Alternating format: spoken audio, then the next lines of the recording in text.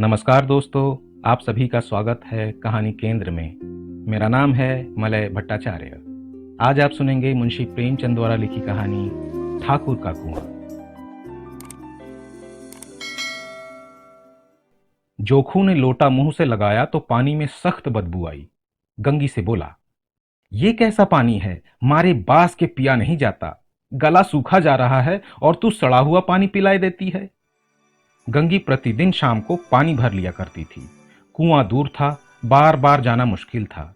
कल वो पानी लाई तो उसमें बू बिल्कुल न थी। आज पानी में बदबू कैसी? लोटा नाक से लगाया तो सचमुच बदबू थी। जरूर कोई जानवर कुएं में गिरकर मर गया होगा। मगर दूसरा पानी आवे कहां से? ठाकुर के कुएं पर कौन चढ़ने देगा? दूर से लोग डांट बताएंगे। साहू का कुआं गांव के उस सिरे पर है, परंतु वहां भी कौन पानी भरने देगा? चौथा कुआं गांव में है ही नहीं। जोखू कई दिन से बीमार है। कुछ देर तक तो प्यास रोके चुप पड़ा रहा, फिर बोला, अब तो मारे प्यास के रहा नहीं जाता। ला, थोड़ा पानी नाक बंद करके पी लूं। गंगी ने पानी ना दिया। खराब पानी पीने से बीमारी बढ़ जाएगी, इतना जानती थी, परंतु ये न जानती थी कि पानी को उबाल देने से उसकी खराबी जाती रहती है। बोली, ये पानी कैसे पियोगे? न जाने कौन जानवर मरा है। कुएं से मैं दूसरा पानी लाए देती हूं। जोखू ने आश्चर्य से उसकी ओर देखा। दूसरा पानी कहां से लाएगी? ठाकुर और साहू के दो कुएं तो हैं, क्या एक लोटा पानी ना भरने देंगे? हाथ पांव तुड़वा आएगी और कुछ ना होगा। बैठ चुपके से। ब्राह्मण देवता आशीर्वाद देंगे, ठाकुर लाठी मारेंगे, साहू जी एक के 5 लेंगे। गरीबों का दर्द कौन समझता है? हम तो मर भी जाते हैं तो कोई द्वार पर झांकने नहीं आता। कंधा देना तो बड़ी बात है, ऐसे लोग कुएं से पानी भरने देंगे? इन शब्दों में कड़वा सत्य था। गंगी क्या जवाब देती, किंतु उसने बदबूदार पानी पीने को न दिया। रात के 9 बजे थे। थके मांदे मजदूर तो सो चुके थे। ठाकुर के दरवाजे पर 10-5 बेफिक्रे जमा थे।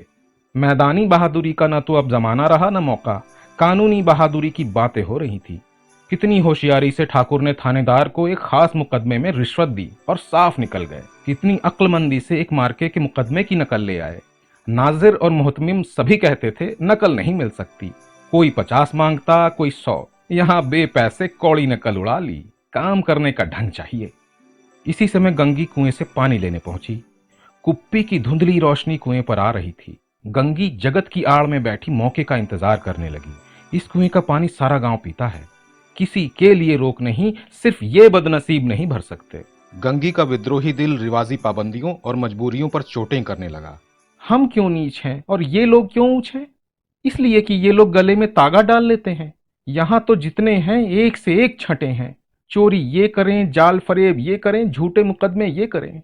अभी इस ठाकुर ने उस दिन बेचारे गड़ेरिए की एक भेड़ चुरा ली थी और बाद में मारकर खा गया।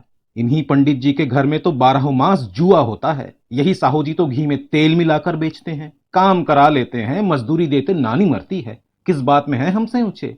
हाँ, मुंह में हमसे ऊंचे हैं। हम गली गली चिल्लाते नहीं कि हम ऊंचे हैं, हम ऊंचे।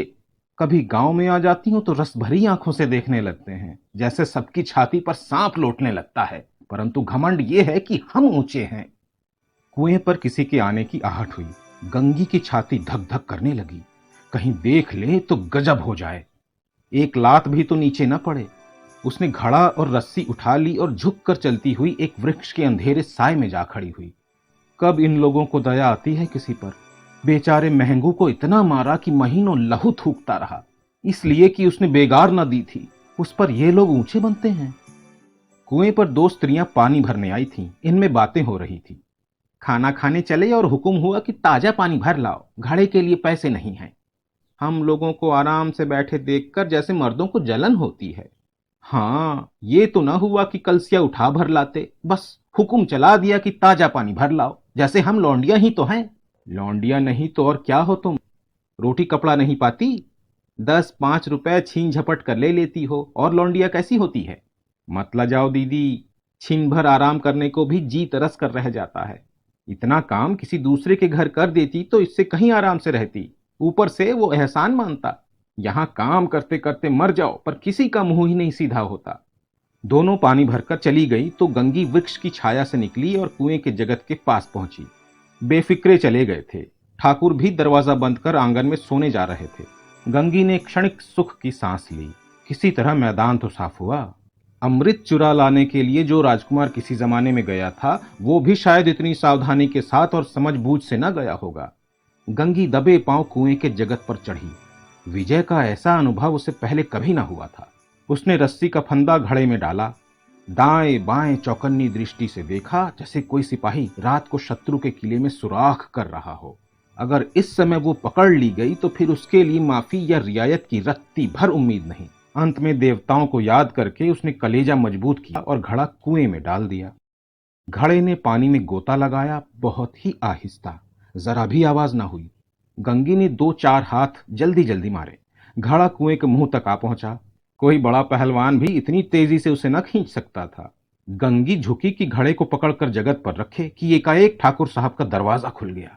शेर का मुंह इससे अधिक भयानक ना होगा। गंगी के हाथ से रस्सी छूट गई। रस्सी के साथ घड़ा धड़ाम से पानी में गिरा और कई क्षण तक पानी में हलकोरे की आवाज सुनाई देती रही। ठाकुर, कौन है, कौन है, पुकारते हुए कुएं की तरफ आ रहे थे और गंगी जगत से कूदकर भागी जा रही थी। घर पहुंचकर देखा कि जोखू लोटा से मुंह लगाए वही मैला गंदा पानी पी रहा है।